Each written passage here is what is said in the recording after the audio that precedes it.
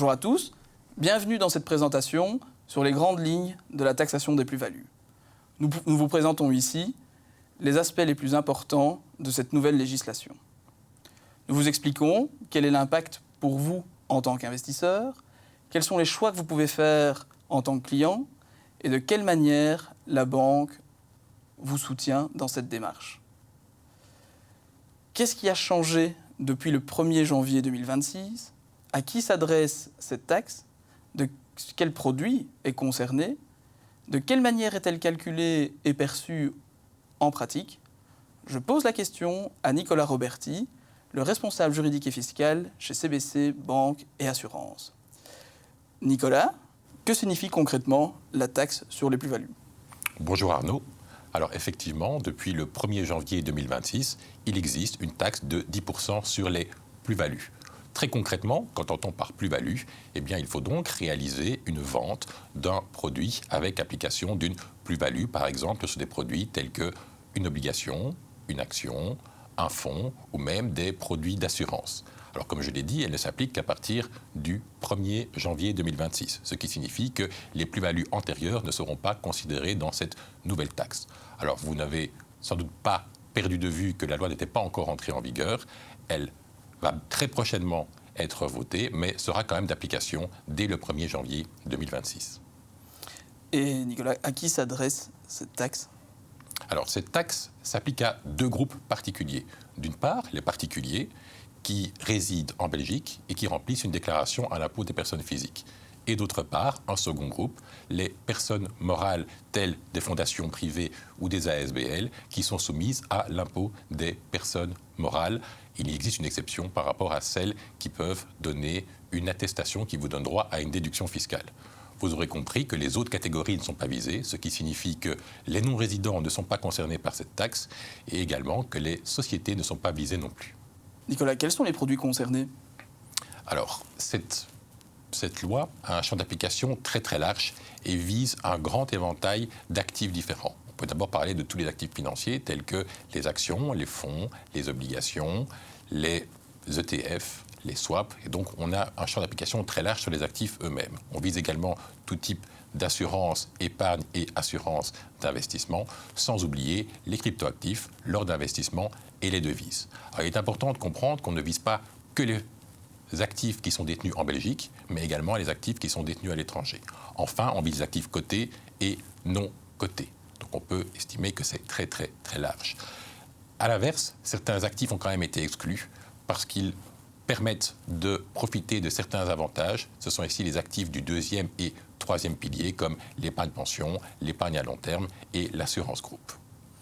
Mais comment cette taxe est-elle calculée ? Alors c'est assez simple en fait.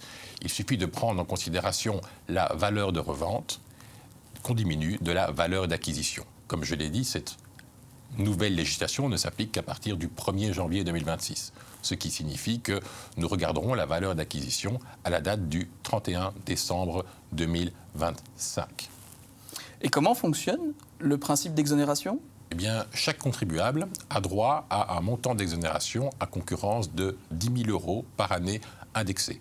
Si le contribuable n'utilise pas la totalité de cette enveloppe, il peut reporter jusqu'à 1 000 € pendant une période de 5 ans, ce qui veut dire donc un montant total de 15 000 €. Imaginez-vous donc pour un ménage. Eh bien, pour un ménage, cela signifie donc 30 000 € d'exonération au bout de 5 ans sans utilisation. Comment payer la taxe sur les plus-values ? Quels sont les choix disponibles pour les clients ? Alors, il existe deux possibilités différentes. La première possibilité s'appelle l'opt-out. L'opt-out, concrètement, cela signifie que c'est vous-même qui allez faire les communications à l'administration fiscale, la banque ne retenant rien pour vous. Maintenant, la banque, évidemment, va vous remettre des relevés afin de vous permettre de pouvoir faire les communications des plus-values taxables ainsi que des moins-values que vous auriez éventuellement réalisées. Le principe est assez simple. Dans votre déclaration à l'impôt des personnes physiques, eh bien, vous devrez reprendre, sur base des relevés que nous vous aurons communiqués, les différentes plus-values. Vous pourrez le compenser avec le montant d'exonération auquel vous avez droit. Et si vous avez des moins-values, eh bien, vous pourrez les appliquer sur celles-ci. À côté de ce système de l'opt-out, système qui, malheureusement, impose aussi aux banques de faire une communication, ce qui veut dire que vous perdez votre anonymat parce que nous allons communiquer le montant des plus-values et des moins-values que vous avez réalisées. Eh bien, à côté de ce système, vous avez le système dit de l'opt-in. L'opt-in, c'est le système inversé.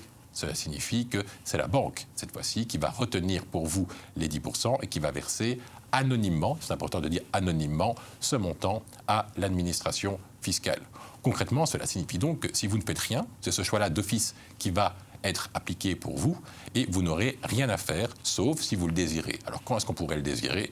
Eh bien, simplement, si vous avez une exonération à demander ou des moins-values à faire valoir, eh bien, sur base des relevés, une nouvelle fois, parce que nous vous donnerons des relevés pour vous permettre de le faire, eh bien, vous pourrez alors, dans votre déclaration à l'impôt des personnes physiques, faire le nécessaire pour diminuer finalement la taxe que nous aurons retenue pour vous. Alors, vous êtes bien conscient que nous sommes en février, qu'elle est censée s'appliquer au 1er janvier, mais que la loi n'est pas encore votée. Qui dit absence de loi dit impossibilité pour une banque de retenir cette taxe de 10%. Concrètement, cela signifie quoi ? Cela signifie qu'il y a une période de transition jusqu'au 1er juin. À partir du 1er juin, si vous n'avez rien fait, on applique l'opt-in, et dans ce cas-là, les banques vont retenir cette fameuse taxe de 10% pour toutes les plus-values qui surviendront après le 1er juin. À l'inverse, que faire pour cette période de 5 mois ? Eh bien, pour cette période de 5 mois, vous aurez la possibilité, si vous le désirez, d'également demander à la banque d'appliquer l'opt-in, ce qui signifie que la banque reviendra finalement sur le passé, retiendra la taxe, la versera et vous permettra ainsi de ne pas devoir communiquer. Malheureusement, il n'est pas possible d'appliquer l'opt-in pour la totalité des produits financiers. Lorsque la banque intervient, c'est possible. Lorsque l'assurance intervient, c'est possible également. Mais pour les cryptoactifs et hors d'investissement, l'opt-in ne sera pas possible, ce qui signifie que malheureusement, vous devrez faire les communications vous-même. Mais Nicolas, du coup, comment le client peut retrouver la photo de départ de ses placements ? Eh bien, c'est assez simple, en fait. Vous recevrez avec votre communiqué qui est lié au relevé titre les valeurs au 31 décembre 2025 des titres qui sont pris en considération. En ce qui concerne les assurances, ça sera dans le relevé annuel qui vous sera remis en mars 2026. Et donc, vous aurez dès le départ ces fameuses valeurs dites de départ. Que pouvez-vous déjà faire en tant que client et comment soutenons-nous les clients dans cette démarche ?